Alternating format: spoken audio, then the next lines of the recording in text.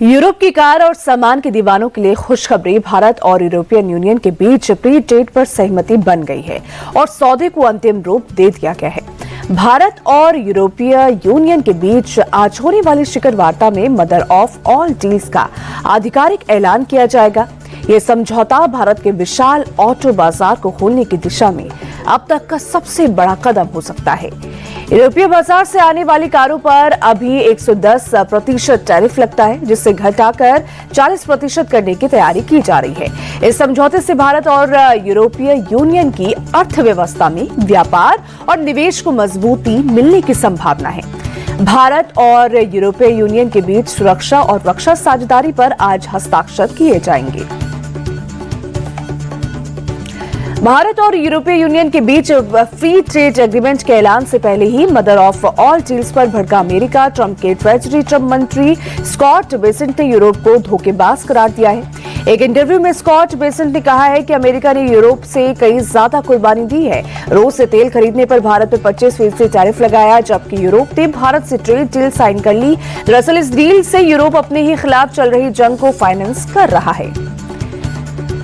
BJP के नए राष्ट्रीय अध्यक्ष नितिन नवीन आज से 2 दिवसीय दौरे पर पश्चिम बंगाल जा रहे हैं। नितिन नवीन पश्चिम बंगाल में पार्टी के संगठन को मजबूत करने और कार्यकर्ताओं से सीधे संवाद करने पर जोर देंगे। आज नितिन नवीन दुर्गापुर में राज्य कोर टीम की अहम बैठक की अध्यक्षता करेंगे, जिसमें आगामी चुनाव की रणनीति और कार्यकर्ताओं की भूमिका पर विस्तार से चर्चा होने की संभावना है।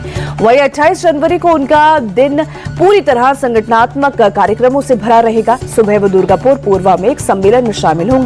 दोपहर बाद नितिन नवीन आसनसोल जिले के रानीगंज में जिला कार्यकर्ता बैठक में हिस्सा लेंगे, जहां वो जमीनी स्तर पर संगठन को और मजबूत करने के लिए दिशा निर्देश देंगे।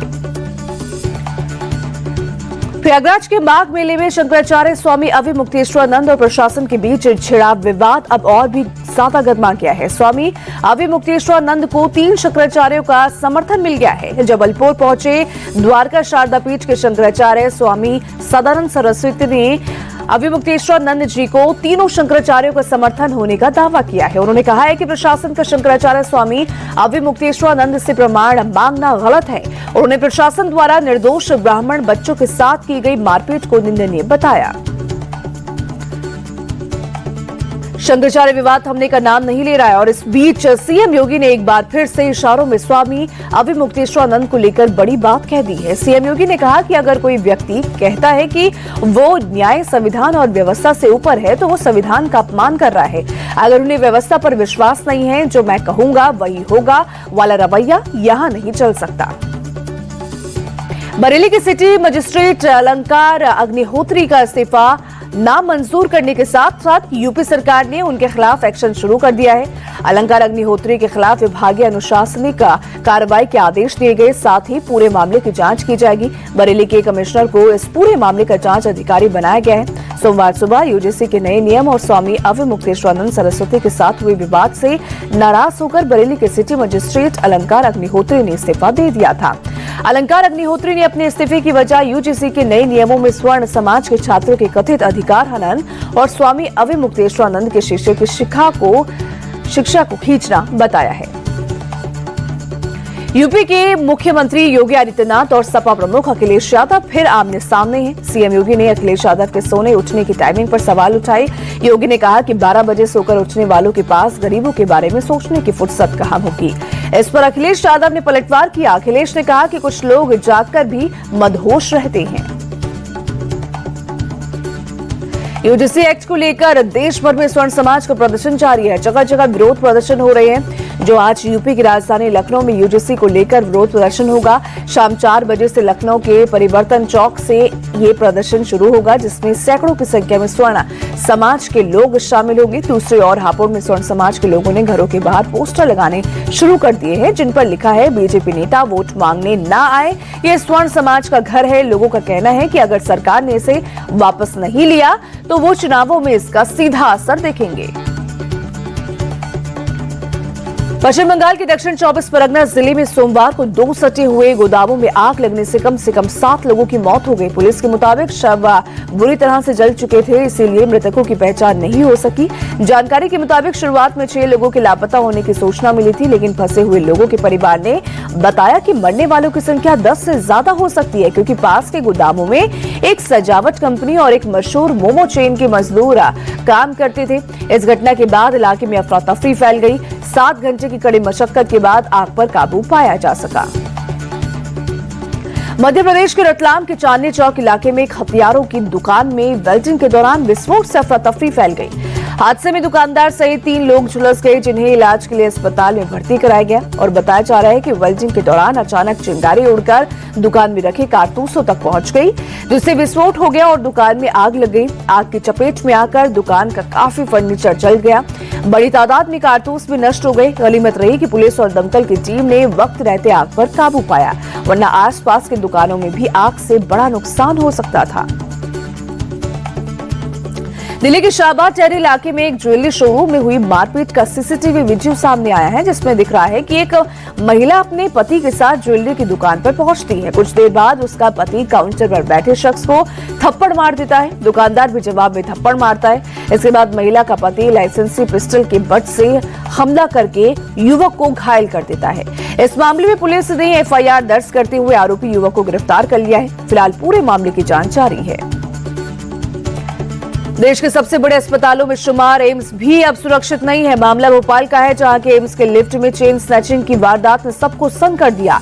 ब्लड बैंक के पीछे वाली लिफ्ट में एक युवक महिला कर्मचारी का मंगलसूत्र झपटकर मौके से फरार हो गया। ये पूरी वारदात सीसीटीवी कैमरे में कैद हो गई। एम्स की सिक्योरिटी एजेंसी और पास के थाने में पीड़िता ने शिकायत दर्ज करा दी है। इसके बाद आरोपी की तलाश जारी है। ये पूरी घटना 3rd फ्लोर की है। पीड़ित महिला स्त्री रोग विभाग में अटेंडेंट के पद पर काम करती है। मुंबई के संजय गांधी नेशनल पार्क से एक परेशान करने वाली खबर आई है। यहां फॉरेस्ट कर्मचारियों के ऊपर आदिवासियों ने पत्थरबाजी कर दी। जो तस्वीरें सामने आई उसमें साफ दिख रहा है कि लोग कर्मचारियों के पीछे धकेल रहे हैं उनको। इनमें ज्यादातर महिलाएं दिख रही हैं। टकराव के हालात तब बने जब आदिवासी इलाके में सर्वे करने के लिए गए फॉरेस्ट विभाग के अधिकारी वहां पहुंचे थे। उन्हें देखकर गुस्साए आदिवासियों ने पहले तो जमकर हंगामा किया, फिर उसके बाद जब वन विभाग के कर्मचारी वापस जाने लगे तो कुछ लोगों ने पीछे से पत्थरबाजी करनी शुरू कर दी।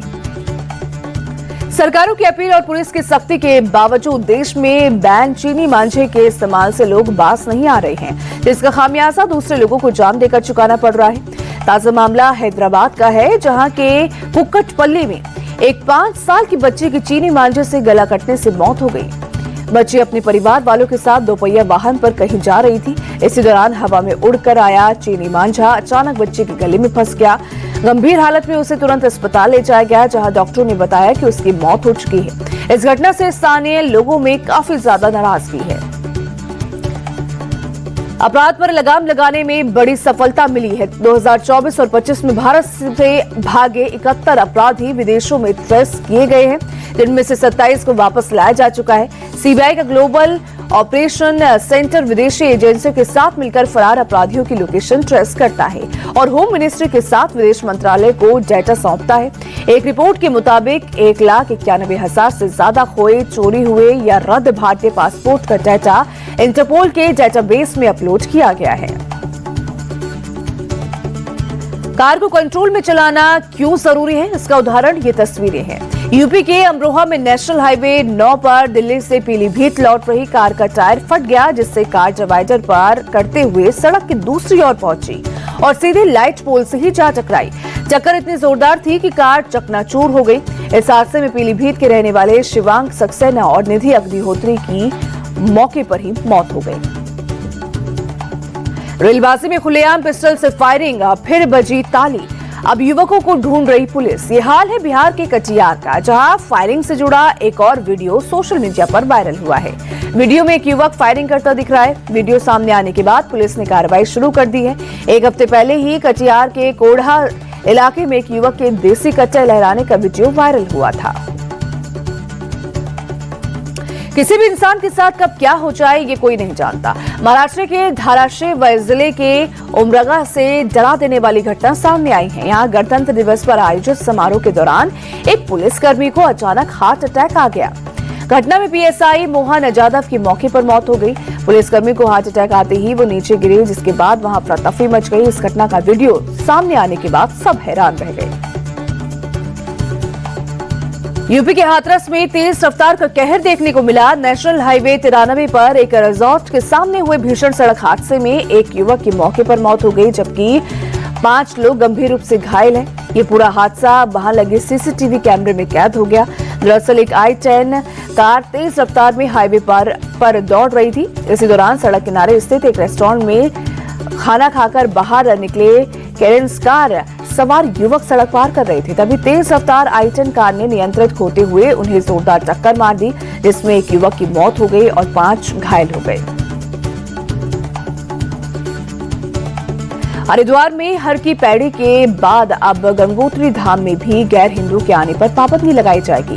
खास बात यह है कि गैर हिंदुओं पर बैन सिर्फ गंगोत्री धाम पर ही नहीं, बल्कि देवी गंगा के शीतकालीन निवास मुखबा पर भी लागू होगा। दोनों ही जगह सिर्फ हिंदुओं को एंट्री दी जाएगी। श्री गंगोत्री मंदिर समिति के अध्यक्ष सुरेश सेमवाल के मुताबिक दूसरे धर्मों के लोग टूरिस्ट के तौर पर आते हैं, हिंदू की भावनाओं का अनादर करते हैं, इसलिए उन लोगों को रोका जाएगा। वहीं आने वाले दिनों में बद्रीनाथ और केदारनाथ में भी गैर हिंदुओं के प्रवेश पर रोक लगाए जाने पर भी विचार किया जा रहा है। भारत में एआई से जुड़ी एक बड़ी खबर सामने आ रही है। एआई स्किल इंडेक्स में भारत टॉप पर जा पहुंचा है। इसका मतलब ये है कि भारत में आर्टिफिशियल इंटेलिजेंस स्किल अब सिर्फ टॉप कंपनियों या रिसर्च लैब तक ही सीमित नहीं रही, बल्कि बड़ी संख्या में इंजीनियर्स, डेवलपर्स और टेक प्रोफेशनल्स तक पहुंच चुकी है। यहां तक कि भारत में कामकाजी महिलाओं के बीच एआई स्किल्स दुनिया के मुकाबले 1.7% गुना ज्यादा है, जो अमेरिका और इजराइल जैसे विकसित देशों से भी ज्यादा है।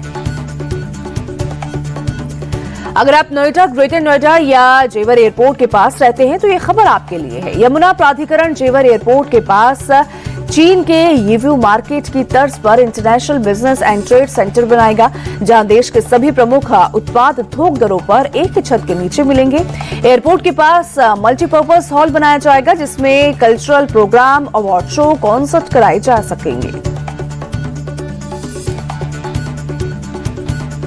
डिजिटल अरेस्ट जैसे साइबर ठगी के नए तरीके बहुत तेजी से बढ़े हैं। अब इस पर नकेल कसने की तैयारी है। गृह मंत्रालय ने एक हाई लेवल कमेटी के जरिए किल स्विच नाम के एक तकनीकी समाधान पर काम शुरू किया है। प्रस्तावित सिस्टम के तहत यूपीआई ऐप या दूसरे बैंकिंग ऐप में किल स्विच नाम से अलग बटन दिया जा सकता है। इस बटन को दबाते ही खाते से किसी भी तरह का ट्रांजैक्शन तुरंत फ्रीज हो जाएगा, ताकि ठगी की स्थिति में पैसा आगे ना निकले। मुश्किल वक्त में पुलिस बुलानी है, फायर ब्रिगेड चाहिए या फिर एम्बुलेंस की जरूरत है। दिल्ली में अब इन तमाम इमरजेंसी जरूरतों के लिए सिर्फ एक नंबर डायल करना होगा, 112। मतलब आपको हर चीज के लिए अलग अलग नंबर याद रखने का झंझट खत्म होने वाला है। दिल्ली की मुख्यमंत्री रेखा गुप्ता ने इंटीग्रेटेड हेल्पलाइन 112 की शुरुआत कर दी है। इस नंबर पर सिर्फ कॉल ही नहीं, बल्कि मोबाइल ऐप, इमरजेंसी बटन और एसएमएस के जरिए भी सहायता मांगी जा सकेगी। अगर आपने गर्म कपड़े अंदर रखने शुरू कर दिए हैं तो रुक जाइए। दिल्ली एनसीआर सहित उत्तर भारत में एक बार फिर से तेज हवा और बारिश के साथ ठंड की वापसी होने के आसार हैं। मौसम विभाग के मुताबिक पश्चिमी विक्षोभ की वजह से पहाड़ों पर भारी बर्फबारी होने की संभावना है। मौसम विभाग ने अगले 2 दिन तक पश्चिमी हिमालयी क्षेत्रों में हल्की से मध्यम बारिश और बर्फबारी की आशंका जताई है, जबकि हरियाणा और पंजाब में ओलावृष्टि भी हो सकती है।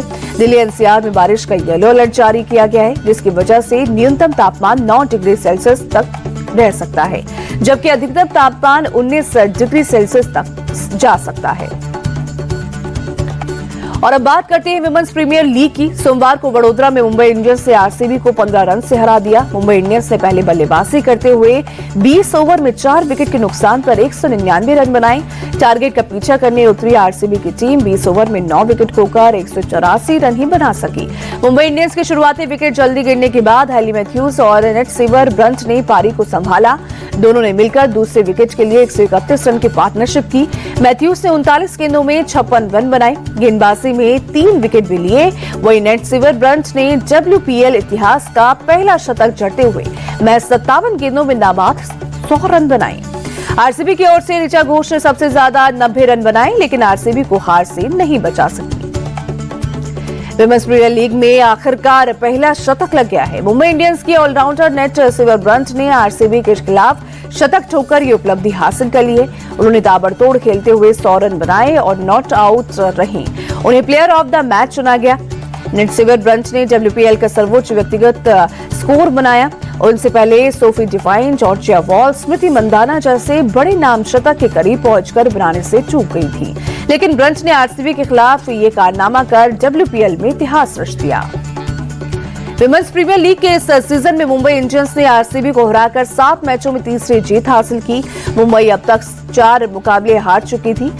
इसके बावजूद 6 अंकों के 7 पॉइंट्स टेबल में दूसरे नंबर पर है। वहीं आरसीबी को लगातार दूसरी हार मिली है। शुरुआती 5 मुकाबले जीतने की वजह से आरसीबी के 10 अंक हैं और वो प्लेऑफ के लिए ऑलरेडी क्वालिफाई कर चुकी है।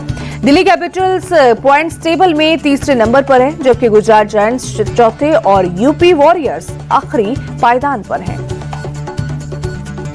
दिल्ली एनसीआर में आयोजित ट्रॉफी टूर के दौरान आईसीसी टी20 वर्ल्ड कप ट्रॉफी की पहली झलक सामने आई। क्रिकेट प्रेमियों के लिए ये पल खास रहा। ट्रॉफी का पहला नजारा देखकर क्रिकेट प्रेमी रोमांच और उत्साह से भर गए। आईसीसी टी20 वर्ल्ड कप ट्रॉफी की चमक ने क्रिकेट के जुनून को और भी ज्यादा बढ़ा दिया। ट्रॉफी टूर के आयोजन से टी20 वर्ल्ड कप के लिए उत्साह का माहौल बन गया। आईसीसी मेंस टी20 वर्ल्ड कप की शुरुआत 7 फरवरी से होगी।